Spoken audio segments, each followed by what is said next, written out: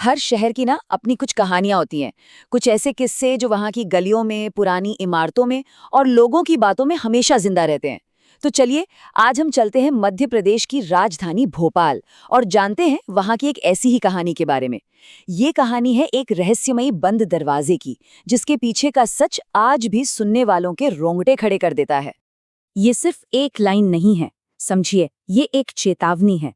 एक याद दिलाने वाला सच कि हमारे जाने पहचाने शहरों में भी कुछ ऐसी जगह मौजूद हैं जहां वक्त मानो ठहर सा जाता है और जहां जाने की हिम्मत हर कोई नहीं कर पाता। तो हमारी कहानी का पहला हिस्सा हमें मिलवाता है चार दोस्तों से, जो भोपाल के पुराने शहर की गलियों में बस यूं ही घूम रहे थे और अनजाने में एक ऐसे रहस्य से टकरा जाते हैं जो उनकी जिंदगी हमेशा हमेशा के लिए बदलने वाला था।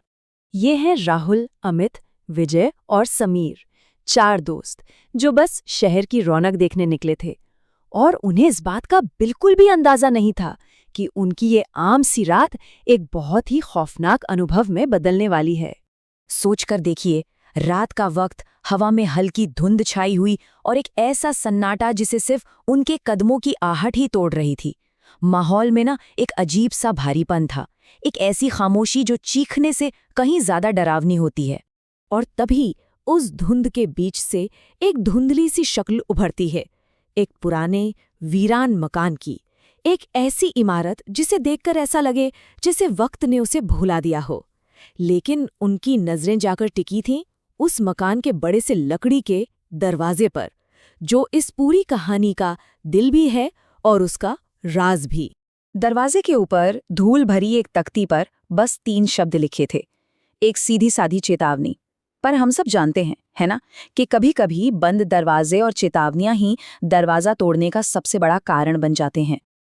और बस यहीं से कहानी का दूसरा दौर शुरू होता है, वो पल जब मजाक और रोमांच की सीमा खत्म होती है और एक अनचाहे, अनजाने डर की शुरुआत होती है। ये पहली अजीब घटना थी। जैसे ही उनमें से एक का हाथ दरवाजे की तरफ बढ़ा, सालों पुराना जंग से भरा ताला बिना किसी के छुए कट की आवाज के साथ टूटकर जमीन पर गिर गया। चारों दोस्त बस एक दूसरे को हैरानी से देखने लगे। ये कोई मजाक नहीं था। और फिर वो आवाज आई, क्रीक। दरवाजा खुद ब खुद धीरे धीरे अंदर की तरफ खुलने लगा, जैसे कोई अनदेखी ताकत उन्हें अंदर आने का न्योता दे रही हो। एक ऐसा न्योता जिसे ठुकरा देना ही बेहतर होता। अंदर घुसते ही उनकी नजर दीवार पर लगी एक पुरानी घड़ी पर पड़ी। उसकी सुइयां रात के 12 बजे पर जमी हुई थी, मतलब वक्त रुक चुका था। लेकिन सबसे अजीब बात तो ये थी कि उस रुकी हुई घड़ी से टिक टिक की आवाज आ रही थी, जो उस खामोश घर में साफ साफ गूंज रही थी। वो अभी इस रुकी हुई घड़ी के राज को समझने की कोशिश ही कर रहे थे कि अचानक ऊपर की मंजिल से किसी के चलने की आवाज आई, ठक ठक ठक। अब ये बात तो साफ हो चुकी थी, वो उस वीरान घर में अकेले नहीं थे। और अब कहानी उस मोड़ पर आती है जहां जिज्ञासा दम तोड़ देती है और खौफ अपनी पकड़ बना लेता है। ये कहानी का वो चरम है जहां दोस्तों का सामना एक ऐसे सच से होता है जिसकी उन्होंने कभी कल्पना भी नहीं की थी। डरते डरते वो सीढ़ियां चढ़कर ऊपर पहुंचे। एक कमरे के दरवाजे पर वो ठिठक गए। अंदर एक आराम कुर्सी पर कोई बैठा था और उसकी पीठ उनकी तरफ थी। कमरे में इतना अंधेरा था कि सिर्फ एक धुंधली सी आकृति ही नजर आ रही थी। वो कौन था? जैसे ही उन्होंने एक कदम आगे बढ़ाया, वो कुर्सी धीरे धीरे उनकी तरफ घूमने लगी। सामने जो चेहरा था वो इंसानी नहीं था, एक झुलसा हुआ, बिगड़ा हुआ चेहरा, और उसकी आंखों में एक अजीब सी चमक थी। एक खुरदरी आवाज कमरे में गूंजी, वापस आ गए? राहुल ने घबराकर कहा, हम यहाँ पहली बार आए हैं। इस पर वो आकृति एक भयानक तरीके से हंसी और बोली, नहीं, तुम पहले भी यहाँ आए थे और यही मरे थे। इस एक वाक्य के साथ ही उस घर का असली चेहरा सामने आ गया। अब भागने का वक्त था, लेकिन शायद भागने के सारे रास्ते बंद होने वाले थे। और फिर सब कुछ एक साथ होने लगा।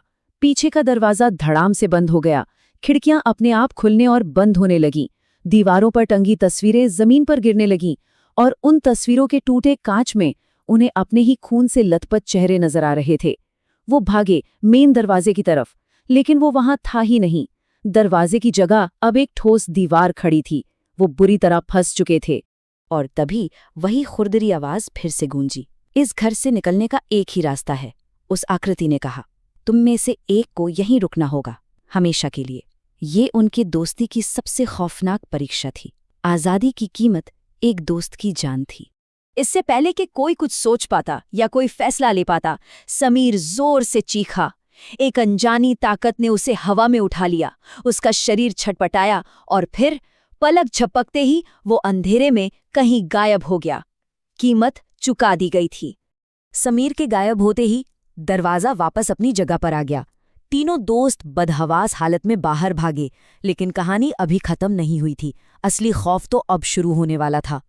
अगली सुबह जब सूरज निकला और डर कुछ कम हुआ, तो तीनों दोस्त पुलिस को लेकर उसी गली में वापस लौटे। लेकिन उनके होश उड़ गए। जहां रात में वो डरावना मकान खड़ा था, वहां अब सिर्फ एक खाली बंजर जमीन थी, जैसे वहां सालों से कुछ बना ही ना हो।